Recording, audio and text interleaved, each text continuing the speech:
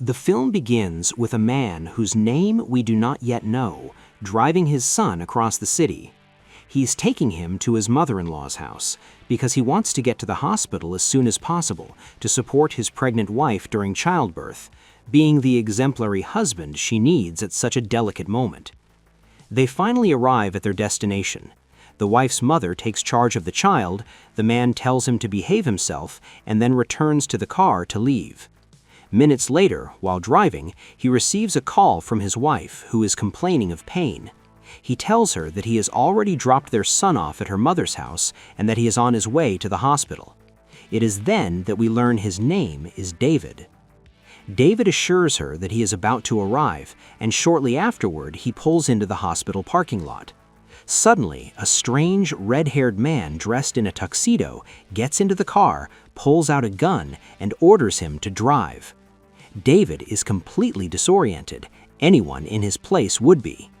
He tries to explain that he has a family emergency because his wife is about to give birth and needs him with her, but the red-haired man coldly replies that he is now David's family emergency. With no alternative, David obeys and leaves the parking lot.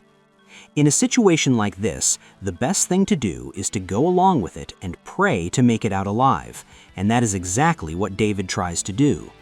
However, before he can begin an emotional speech, the red-haired man makes it clear that he is not going to fall for any clichés. Shortly after, the red-haired man looks at the gas gauge and notices that the tank is almost empty, so they stop at a gas station. David sees this as his opportunity to ask for help. There's a woman nearby, but he needs to do it without the kidnapper noticing. He manages to mouth the words, "Help me," several times, but the red-haired man notices. The woman, confused and frightened, does not understand the message, and when the red-haired man looks at her, she runs to her car and drives away. David has no choice but to return to the vehicle. They get back on the road, and while still pointing the gun at him, the red-haired man opens the glove compartment and takes out some photographs. He asks David if he has ever been to Boston. David replies that he has, only once and a long time ago. The red-haired man then tells him that he reminds him of someone he met there. A while later, David asks how long it will be before he can return home. At first, the red-haired man questions why he thinks he will return at all, but then tells him that the entire trip will last approximately 1 hour and that their destination is Boulder City. At that moment, David's wife calls again. This time, he answers. She sounds in even more pain, and David promises that he will be with her soon before hanging up. Shortly afterward, David sees a police patrol car and comes up with a plan. Accelerate enough to provoke a high-speed pursuit for speeding, and it works. The police chase them and soon force them to pull over. However, things do not turn out the way David expected. As soon as the officer asks them to get out of the car, something terrible happens that marks the beginning of the wildest night of his life. After what happens with the police, both of them return to the road. After driving for a while, David begins to devise another escape plan. First, he tries to distract the red-haired man by asking him questions, but the man ignores them completely. Shortly afterward, the red-haired man suspects that David might try to cause an accident, so he unbuckles David's seatbelt to make sure he suffers more impact if he does something stupid.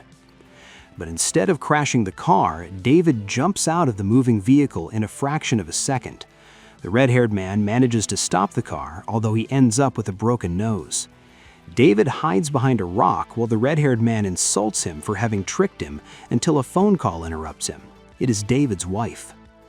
This time, the red-haired man answers the call while pretending to be a hospital employee and asks the woman for her room number. At that moment, David realizes that he cannot keep hiding since the red-haired man could put his family in danger.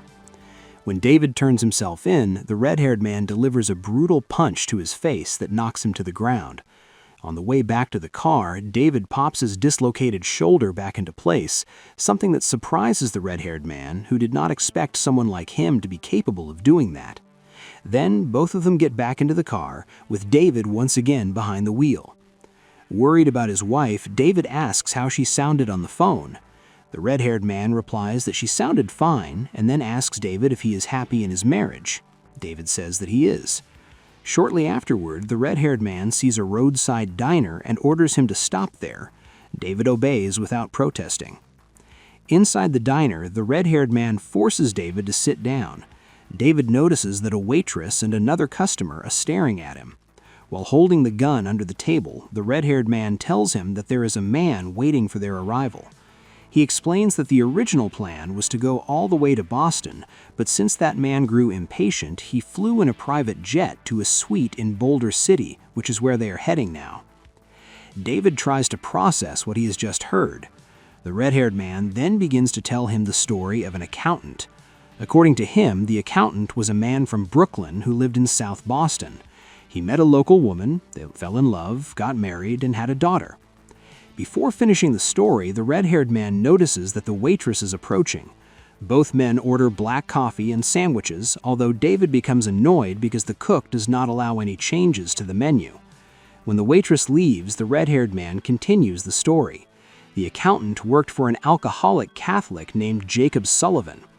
His job was to keep the books for one of Sullivan's associates, but that associate began stealing money on his own. When Jacob Sullivan found out, he sent a man to kill the associate who showed up at the accountant's apartment. Then the red-haired man begins to talk about how happy David's life is, which leads David to ask him who he really thinks he is. When David interrupts him again, the red-haired man loses control and yells at him, telling him never to interrupt him again. The other customer tries to get up to leave, but the red-haired man yells at him to sit down as well. He slams his hand on the table, approaches the man, orders him to stay, and takes his phone away. Then he goes to the kitchen, where the waitress and the cook are, takes the phone there as well, and throws it into the deep fryer. He gives the cook 4 minutes to prepare the food and leaves the kitchen accompanied by the waitress. Back in the dining area, he changes the music that is playing, starts singing and dancing as he sits back down across from David. Then he tells him that he must tell the whole truth or everyone else will die. David replies that he has no idea what he is talking about. At that moment, a woman enters the diner with her daughter. Shortly afterward, the waitress returns with the food, and when the red-haired man sees that David still hasn't confessed, he decides to fire his gun. The red-haired man attempts to shoot the waitress, but misses and instead ends up wounding the other man in the diner, who collapses to the floor. He then approaches the woman and her daughter and points the gun at them. At that moment, David decides to confess because he does not want innocent people to die over something they do not understand.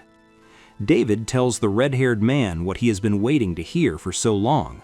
He is truly who the red-haired man believes him to be. Upon hearing this, the red-haired man approaches him, throws him to the floor, and brutally beats him until he is covered in blood. Staring at him intensely, he calls him James.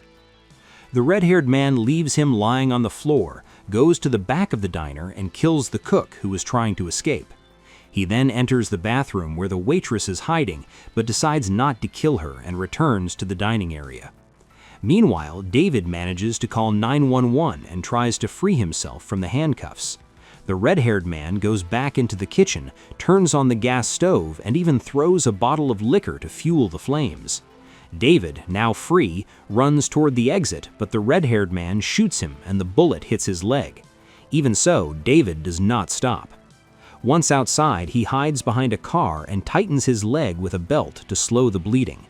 The red-haired man follows him into the parking lot and begins setting several cars on fire to intimidate him. Knowing that David can hear him, he continues telling the story of the accountant.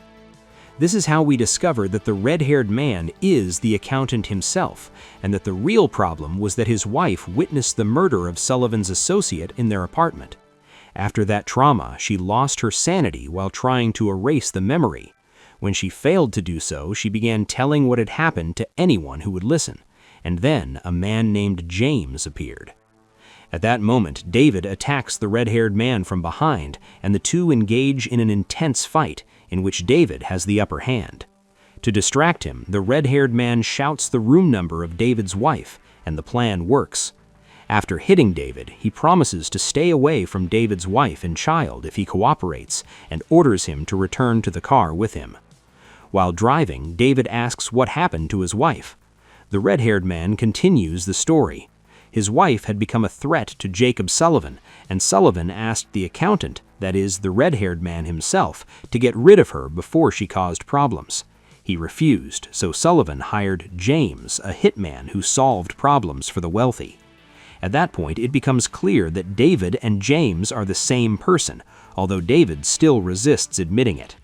The accountant discovered where David was and had been watching him ever since. It is also revealed that the red-haired man has lung cancer and knows he has little time left to live, which is why he does not care about killing anyone who crosses his path.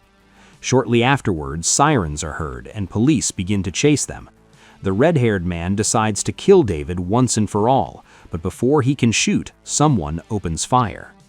That someone is David, now known with certainty to be James. He manages to get out of the car and approaches the red-haired man, trapped on the other side of the vehicle. There, James confesses that he never wanted to kill the red-haired man's family. He explains that in the absence of the accountant, he entered the house to kill his wife, but she attacked him and, accidentally, he ended up shooting the daughter. Although he immediately regretted it, he had already crossed a line from which he could not return. He then killed the wife and set the house on fire. Guilt haunted him for years, and that is why he left the criminal world, moved to another city, and began a simple life. After his confession, James strangles the red-haired man until he stops resisting. The red-haired man dies. Afterward, David takes his phone and discovers that his wife has given birth to a baby girl. Once again, sirens are heard and more patrol cars can be seen approaching. In the end, David raises his hands above his head, accepting his fate, and likely leaving behind his simple and happy life. Thanks for watching. Remember to like and subscribe for more movie breakdowns and recaps.